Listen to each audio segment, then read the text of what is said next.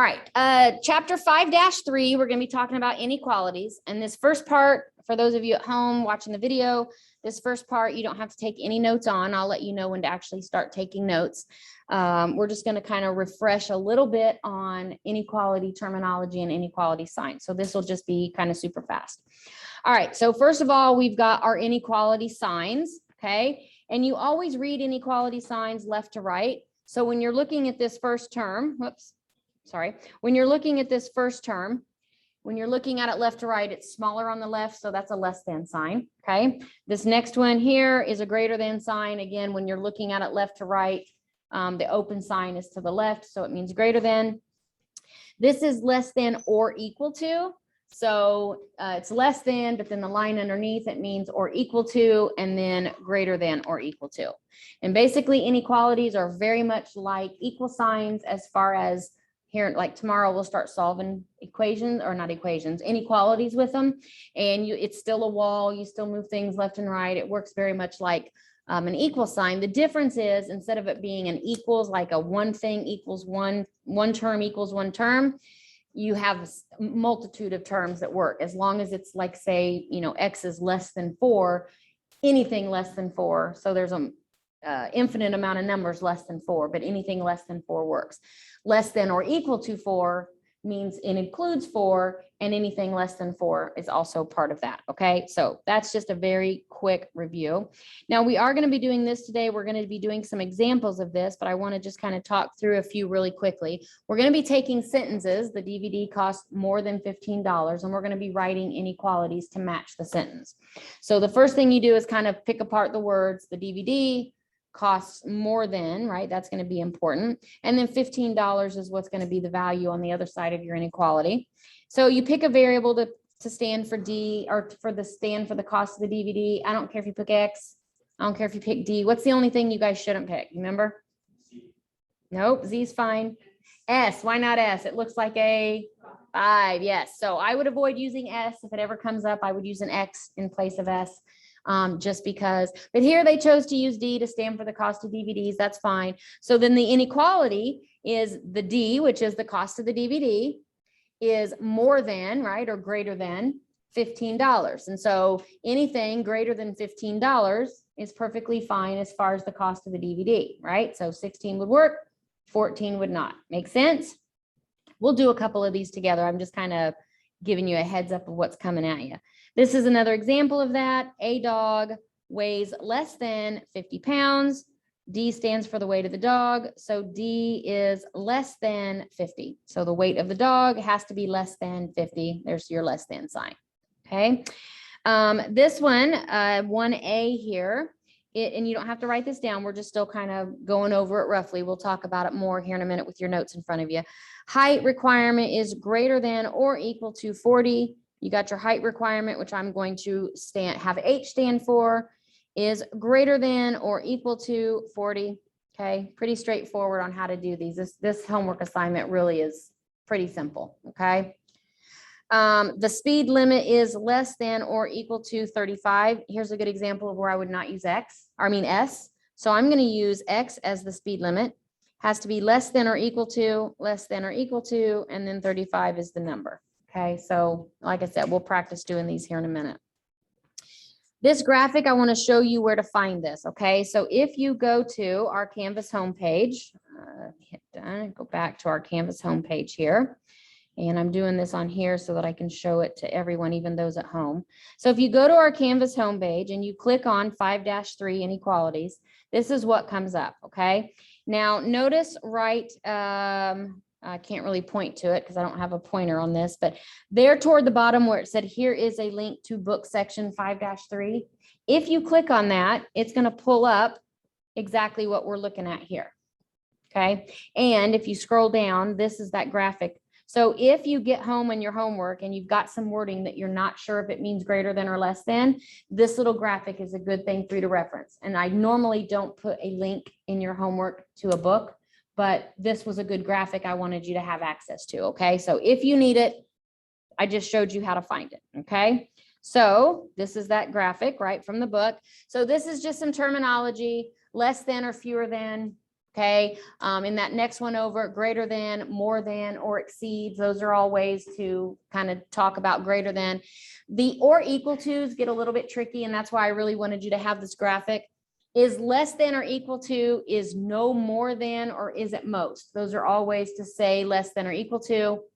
Greater than or equal to, is no less than, or is at least, is another way to say greater than. So I wanted you to have access to this. I wanted you to show you how to find it in case you need it. Okay. And then we'll talk about the rest of it when we actually go to do our notes. Part of your homework assignment is going to be testing whether or not something, notice here, is true or false. So your answer is either going to be true or false. Well, how do you test it? Well, this is what you guys have been practicing. This is the checking. So they give you an equation, but then they also give you the answer right here. So you don't have to solve anything. All you have to do is where there's a t, you have to plug in -1, and then you get 2 times -1 is -2, all right? -2 plus 8 is 6. So it reduces to 6 is greater than 7. Well, is that true? No, that is not true. So it is a false statement. So you're going to write false, okay? And similarly, if there's a true one, you plug it in, you work it, and you get -2 is less than or equal to -2. Is that true? Yes, it is. So then you would write true underneath that one. And again, we're going to do a couple of these together. I'm just kind of introducing it. Okay. We also are going to graph inequalities. So A is greater than 6. Well, you find 6 like they did here on the inequality line. And then you have to decide open circle or closed. And we're going to talk about that in the video. And then so you decide open circle, which again, we'll talk about why in a minute. And then you shade and it's all A's greater than. Notice your arrow is pointing this way. So your line should be pointing this way. Okay. And like I said, we'll do a few of these here in a second. All right. If you would go ahead, this is where you're actually going to start taking notes. That'd be great. So here in just a second, let me pull up the other document you need. And this is where, for those of you at home, this is where you will actually start putting notes in your notebook for your 3-ring binder. Okay. For those of you in class, I'm giving you this handout that you're getting right now. Your handout will look just like this. And always remember, if I pass something out that is 3-hole punched, it means it's notes and it goes in your 3-ring binder with your notes for the day. And this way, there was just so many sentences. I thought it would take forever to try to have you write all these out. So instead, I just thought today would be an easier day to print it. If you want to, on the one you're getting in class, if you want to write notes at the top, just so you don't accidentally confuse it with your homework, that might be a good idea. You certainly don't have to, but that might be a good idea to do.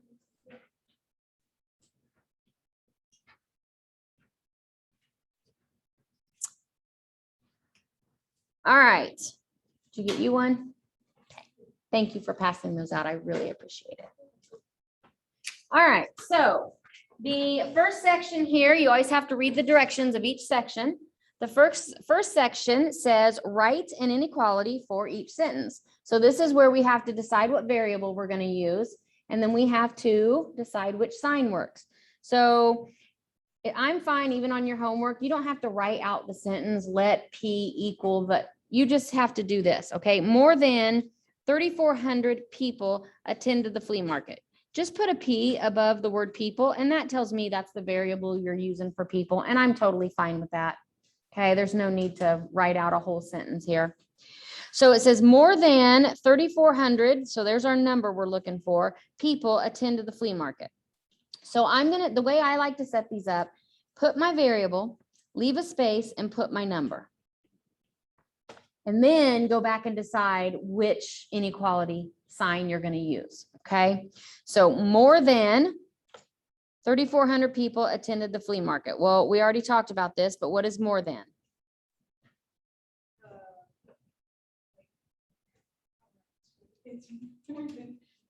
Is my open part going to be toward the P or toward the 3,400? Yeah, it's the greater than sign. More than means greater than. And if you look at what your inequality, P has got to be greater than 3,400. Well, more than 3,400 people. So your answer has to be more than 3,400. So P has to be more than 3,400. Okay. Number 2 gets a little tricky.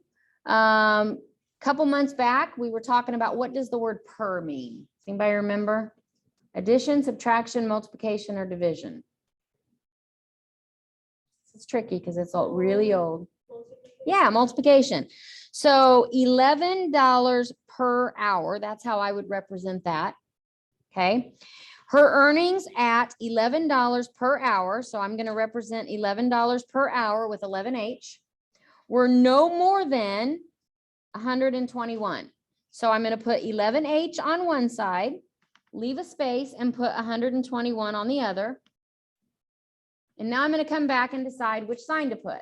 Okay, so it's $11 per hour. We're no more than 121. Well, if you think back to our box we just referenced, what does no more than mean? Yes. Yeah, good. Less than or equal to. Okay, she can't earn any more than 121. So her earnings, her $11 per hour, have to be less than or equal to 121. Good. How about this last one? A savings account increased by $70 is now more than 400. Well, a savings account, what does increased? Well, first of all, am I going to use S for savings account? No, let's use X. A savings account. Jace, you had your hand up. What's increased? Yeah, plus $70 is now more than, so I'm going to leave a space, and then $400 is my amount. So X plus 70, my savings account increased by 70, leave a space, 400 is the amount, and then we have to decide is more than, what would that be?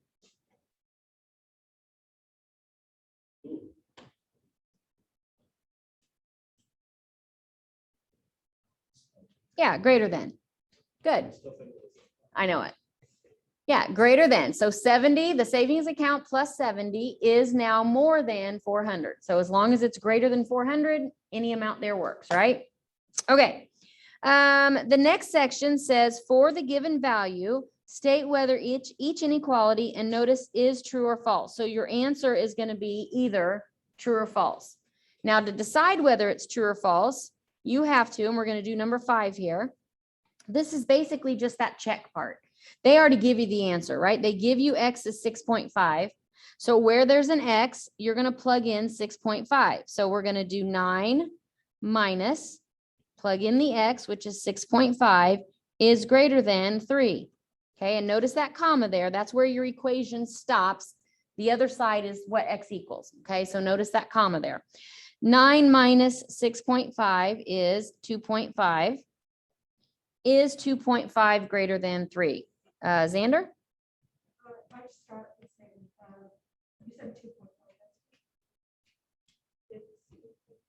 I don't think so. 9 minus 6 is 8, but 9 minus 6.5.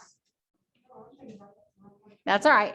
You know what? Don't feel bad because this is the 4th time I've done it today. That's the only reason I know it. The first time I used my calculator. So you're fine.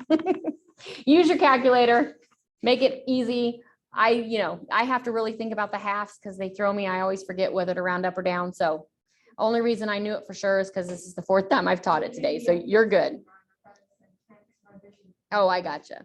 All right. So is 2.5 greater than 3? What do you guys think? No. Ah. Hey, when it does that. No, it is not greater than 3, right? So we would answer false. So if it is an untrue statement, you're going to write false. So now let's look at number 9.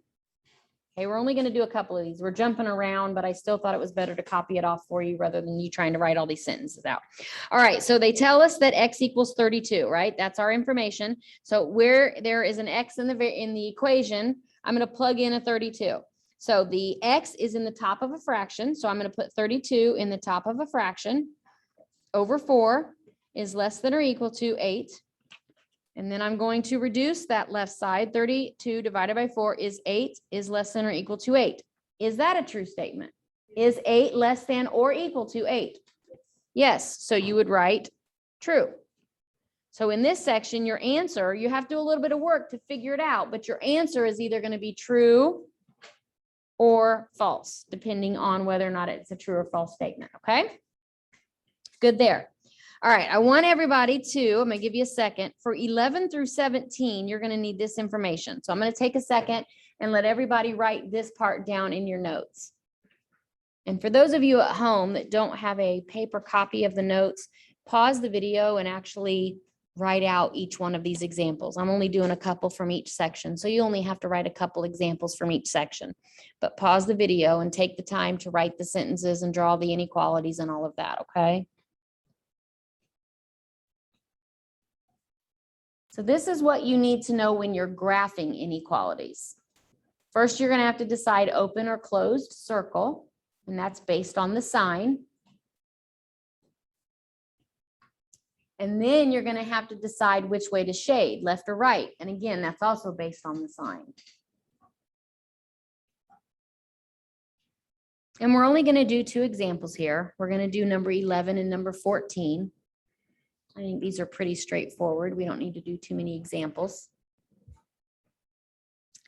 All right, so when you are graphing inequalities, the first thing you have to do is decide whether or not you're going to use an open or a closed circle. Okay, the open circle is for greater than or less than. And that means that the number that you're circling is not included in the solution set, right? So I always like to think of it as the open circle is like a protective bubble that keeps that number from being counted. So if you look at number 11, A is less than -2.